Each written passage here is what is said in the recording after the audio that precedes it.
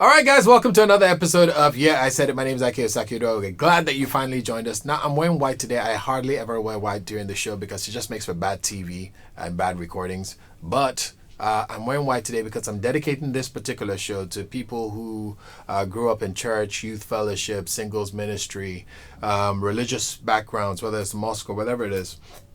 This show is dedicated to you guys. Let's talk about sex. Yeah, I know. It makes me smile too. Hey, listen. Hey. Don't put it off now. Don't put it off now. You should have worn your headphones since the beginning. Now, everybody around you know what you're talking about, what you're listening to. Don't change it. Don't swipe up. Don't swipe left. Leave it. I'm going to say what I'm going to say. All right? Let's talk about sex.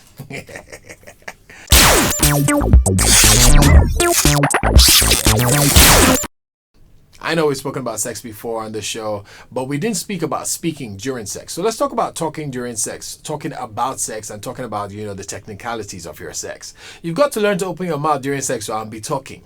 First of all, girls, it's a great turn on to hear your work being appraised by the person you're working for. When the girl telling you, that is so good. It does something to your ego. And I'm not talking about your ego. I'm talking about your ego, does something to you, makes you feel more powerful. So appraise his work, let him know, that's nice, that's great, baby, keep doing it, faster, slower, whatever. I know this is very difficult for you to play out right now. Just if you stop it, everybody will know you're embarrassed, so just don't stop it, keep listening. All right, so talk, let him know what he's doing that's right. Let me also tell you, as a guy, all right, I'm saying this on behalf of every guy out there, in geography, they did not teach us the location of the G-spot. Okay, so if you want him to hit it, and you want it to enjoy it, then you've got to also make an effort to show us where we're heading that is right. Let us know when we get to that part that is working. And it's not always straight down the middle. Sometimes it's up in the corner, sometimes down to the left. Whatever it is, your situation. Let him know. When he gets there, because sometimes, the guy will walk for 45 minutes. He'll be sweating. Then he will now rest and sleep. And in your mind, you're thinking, let this one just go and do. So I'm just going to pick up rabbits and satisfy myself. Don't ask me what a rabbit is. Don't ask that question. Okay, the people who use rabbits know what the rabbit is, all right? This is not about you. I'm just saying, listen, rather than go through all that self-turmoil, that suffering there, that annoyance when he hits the spot and moves on to a different direction, just let him know that's the spot. So next time Baba gets there by mistake, just tell him, right there, Demola, stop right there. You move, you die. Right where you are, just stop. Focus on that place where you are now. Lovely. Yes.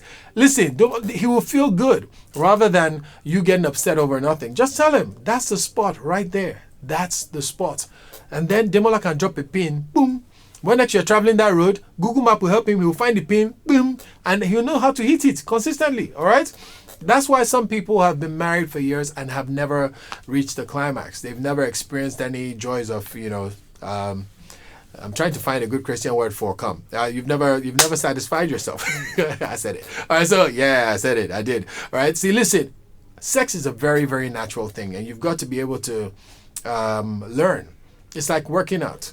Okay, sometimes you're doing the reps all wrong, and you sometimes need a trainer to tell you, not like that, you'll hurt yourself. Sometimes you want to teach him something or teach her something, and you're wondering, I wish he would just know how to do this thing. Sometimes the person has spent all their life in a religious background, they haven't explored their sexuality or anybody else's, so they don't know how to do certain things. You need to teach them, talk, all right? So maybe say you're trying to teach your wife how to go down. Yeah, I said it. All right, I'm going to keep talking, so pay attention. You might need to explain to her it's not the business of the teeth. It's more the lips and the throat. Okay, so you can be like, hey, baby, not so much teeth. Otherwise, she might grate that thing, and by the time you're done, you're salad down there. Like she's changed your life. All right, so explain to her, and then you can also even have practice sessions with delicate things like a banana. Like try it on this without bruising the banana. Because guys are delicate down there. You don't want to bruise him either. Same way, also, you can tell him, listen, the other ways to do this, there's more than one way to skin a cat. It doesn't have to be your penis. You could start with your hands, use the hands that the Lord has given you. I'm just saying, get creative. And for those of you men who suffer, I wouldn't even say premature ejaculation. Those of you men who don't go for long, maybe you're a noodles kind of guy, 2 minutes, sharp. There are other ways to keep her happy, Start with other things before you get to your own personal whatever. Go with the hands, go with the mouth, work the erogenous zones up, down, around, the back, front, everything. Find out what her erogenous zones are. Ask questions, right? And do what you need to do, right? So that she's already in the zone before you get started. So that by the time you start cooking your 2 minutes noodles and you get to where you have consumed, she's also consumed in the moment. All right. So, okay, good. They might not let me in church after this one. I'm just saying. But I'm saving your marriage and I'm going to do it. All right. So pay attention. All right. You need to talk. All right. Don't suffer in silence anymore. And if you're one of those freaks, you know what? Try it out. Don't be shy because you grew up in church. Maybe it's your thing. Tell him, Brother Kola choke me. Like, tell him. Like, because there's some people who call their husband Brother Kola. Like, I'm just saying, like, tell him what you like. And you never know. Even though Brother Kola speaks 6 different dialects of tongues, he may be a choker. He may be one of those guys who's like, yeah, Reboshke. Like, you never know. Sometimes you need to say, oh, look, I've got a special treat for you. Then you go outside, bring a chair into the bedroom, tell him, sit down. It's about to get wild up in here. Yeah. Now, while she's expressing her creativity, let me address the men. Men sometimes make the biggest mistake of their lives. They get this moment with the wife where she's trying something new, and it usually happens as she has progressed. You know, it's not usually with the younger girl. The younger girls usually have their talent in place. The older wife, she's been married 10 years, and now she's trying something new. She wants to try something new. And men often make this silly mistake of asking, where did you learn that? He may not mean it in an accusatory type of way. Is that a word? You know, he might not mean it like trying to accuse you, but bottom line, that's how it sounds when you ask her, where did you learn that? What? She has been knocking somebody else. No, guy, never ask that question, all right? I once did a survey on the radio asking who's cheating on the spouse, and 51% or so of the guys came back saying they were cheating, and they couldn't even give me a reason why they were cheating. But women were about 40-something%, and they all had a reason why they were cheating. And you know one of the most common reasons why they were cheating? Pay attention, bro. Let me talk to you. Do you know one of the most common reasons why a woman stepped out on her husband? She was looking for something different. She was bored with what they had and couldn't bring it up, could not discuss with him. This is beyond all the people who had been offended by a spouse who was cheating for years, and so she cheated back. No, she was looking for something different.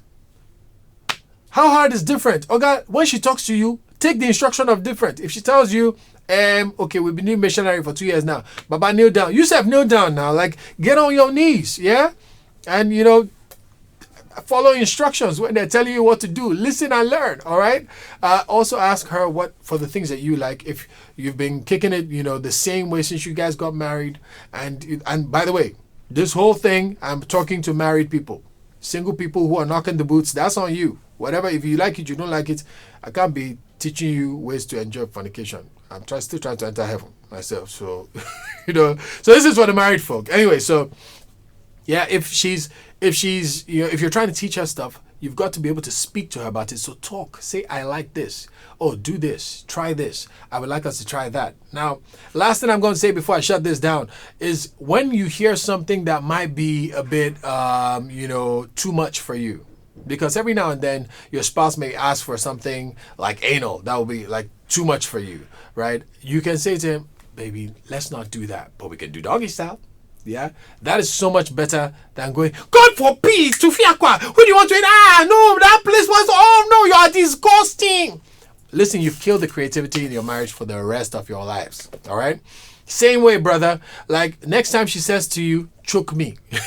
They'll be like, what's wrong with you? Are you not a Christian? Why are you asking me to choke you? Asphyxiation? What? No, oh my God. No, don't be like that. Gently place your hand on that neck and ask her, what's your security word? What's your safe word? Okay? Gently place your hand. It's you, it's her, you are together. Do you understand? Yeah? Learn from each other. Be open and creative with each other and talk. Now, also, I'll say this one more thing before I go. Some people like me talk too much. I can have a full politics conversation during sex. I don't mind. I can talk about anything. I can talk about the kids' grades in school during sex. I can talk about the neighbor's generator during sex. I can talk, right? And speaking of gens, sometimes you ever fantasized about, small gens, they vibrate. Like, for me, it's always made a good location. But don't try it. Don't try it. Practice safe sex. But I'm just saying, like, talk. But if you're like me and you talk too much, that might be a turn off for her as well. Girls, if it is the turn off for you, tell him. Tell him, don't talk so much. Or don't even say that. That sounds like, oh, he's kind of rude or nasty. Just put your fingers on his lips like, baby. Baby. Oohs and ahs only. Ah, come on. We're gonna ooh and ah. Listen. Or get kinky on it and gag him. Tell him just, let's try something new. Then Baba will be like, okay. All right, let's go. Like, honestly, man, you can have such a great life sexually if you would just open your mouth and talk. Yeah? Stop dying in silence. Talk during sex. Yeah, I said it.